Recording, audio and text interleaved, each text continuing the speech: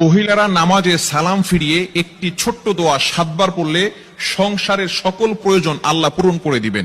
মনে রাখবেন, আমাদের মা বোনরা যারা আছেন তারা অনেকেই কিন্তু সংসারের ভিতরে সুখ চান, শান্তি চান, এবং বিশেষ করে অনেক সময় স্বামীর অবস্থা খুব ভালো থাকে না। স্বামী দেখা যাচ্ছে অনেক কষ্ট করছে, কিন্তু সংসারে কোনো উন্নতি করতে পারছে না, ডেভেলপ করতে পারছে না। এই জন্য মহিলারা বিশেষ করে যারা আছেন তারা কিন্তু ঘরের ভিতরে অনেক সময় পান, নামাজ পড়ার একটু সময় পান, নামাজের পরে একটু আমল করার সময় পান। যেহেতু পুরুষরা বাইরে থাকে, সকালবেলা বের হয় আর অনেক রাত্রে চলে আসে, এবং বিশেষ করে অনেক কষ্ট তারা বাহিরে করে থাকেন। বিশেষ করে পুরুষরাও যদি পারেন এই আমলটি করবেন। 5 ওয়াক্ত নামাজ আপনাকে মাস্ট বি পড়তেই হবে।